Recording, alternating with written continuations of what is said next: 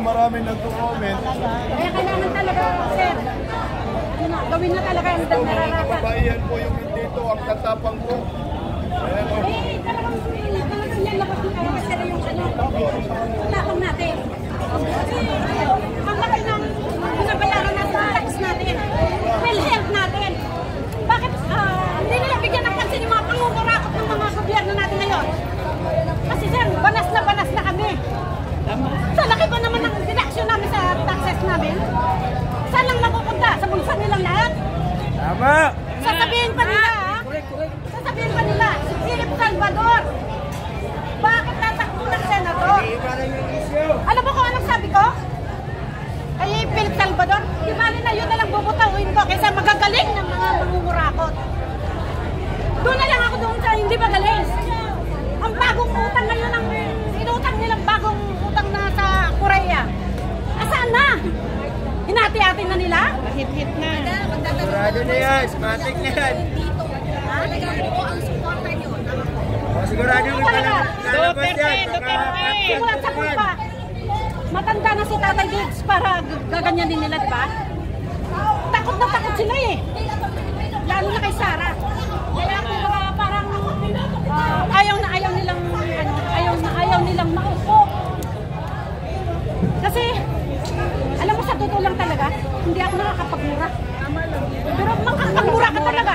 Bukal mo. Oo, makakamura ka talaga sa makawalang hiyaan nila. Siyempre, naiiyak kami. Naiiyak kami. Oo, sa bahay namin yan. Kung bilyan mo yan, alam kami. Duterte. Duterte.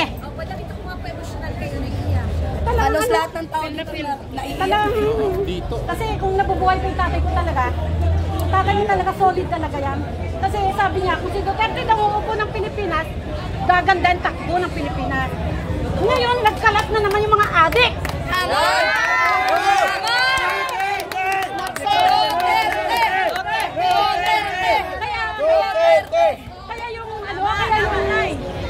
Kaya yung masakagusto na sa ating presidente, mga adik. Mga banga, yun ang nakakagusto na Ito, may post ang Katie sa Instagram na pinipilit si Tatay Digong isakay sa aeroplano para dalhin sa dahig. Hindi! Hindi tayo pagkayan! Sana nyo! Hindi tayo pumayag! Diba? Nakapag-in talaga. Kasi pamilya namin puro kami. Yung pinakalitis, pinipilit po si Tatay Digong. Dumablit yung replay sa akin ng mga sundalo. Ang dahil kay Tatay Digong. Tangina. Galing pa kami Mindanao. Punta lang dito, mga walang hiyang ito. Replay yung sahod ng mga sundalo. Dahil kay Tatay Digong. Ayan. Ayaw na niya makinig. Mas malaki na kukuha nila. Ayaw na makinig ng taga-GMA. Sabi ni Channel mas bawing-bawi sila kasi sa drugs. Ano natin, tabayan na wala. Diba? Ramdam natin ang walang nangyayari sa Pilipinas. Walang nangyayari. Dahil kay BBM, walang. Tama. Malisa. Hindi lang kasi ganun pa. Pilit daw nila isakay si Tatay Diggs. Yung 20 kilong bigas, naging 60 ng kilo. Ano ba yan? Pinagtanggal kayo na Duterte! Official lang ang kinabang kayo. Channel 7! Di ba wala na silang Bias! Bias ang 7! Ayos sila! Hindi! Pinapalitan ito po! Kaninang umaga pa kayo lang video ng video! Wala naman kayo pinapalabas! Wala kayo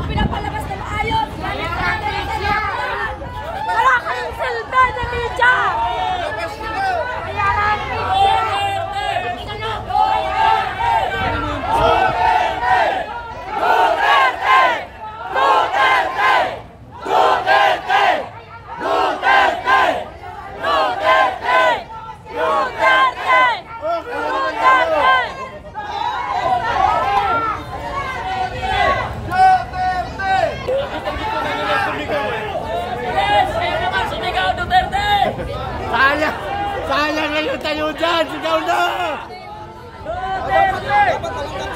Wala siyang kasama, mag-isa lang siya. Private plane. Biktima kami ng adik!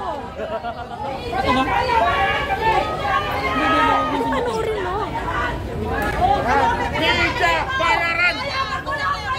Ninja! Bayaran! Sabi nga palabas! Duterte! Duterte! Duterte! Duterte! Duterte! Duterte! Ilabas niyo si Tatay Digong!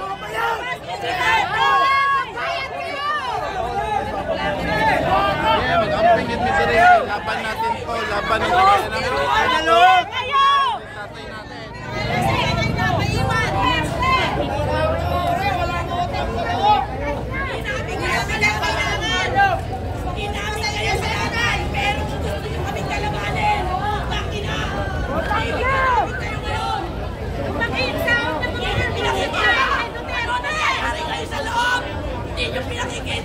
Anong ganap ni Tatay Digong? Mga kababayan ko.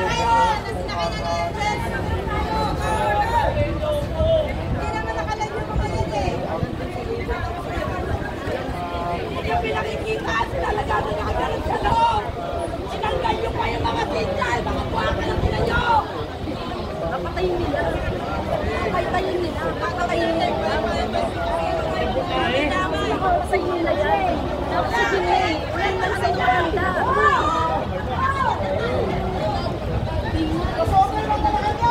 Air Force. Hindi ano.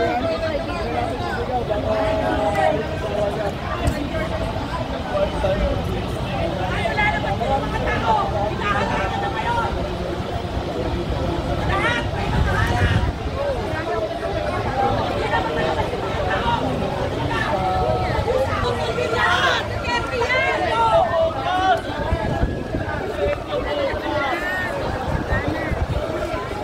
Wala talaga kayong mga puso. Wala na kayo.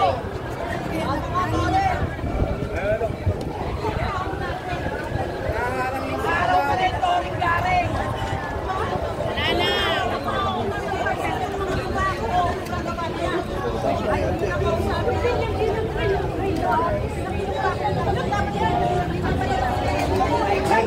Wala naman ang pinaglalay.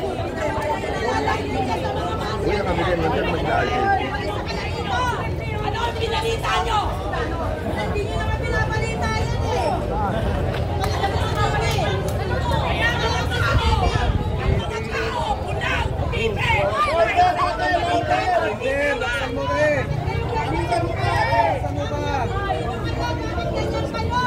Habang nandyan sila, lakasan nyo.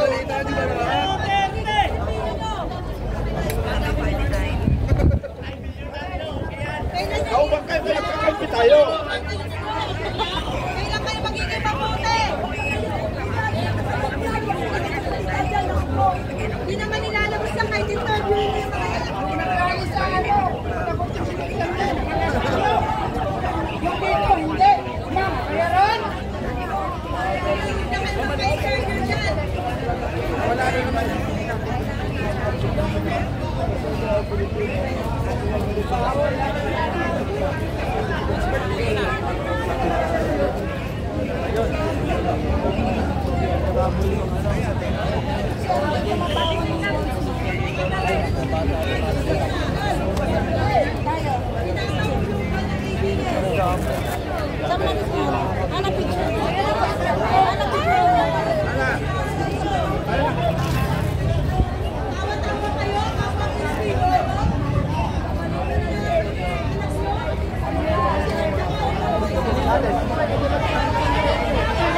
Sakay na pala, no?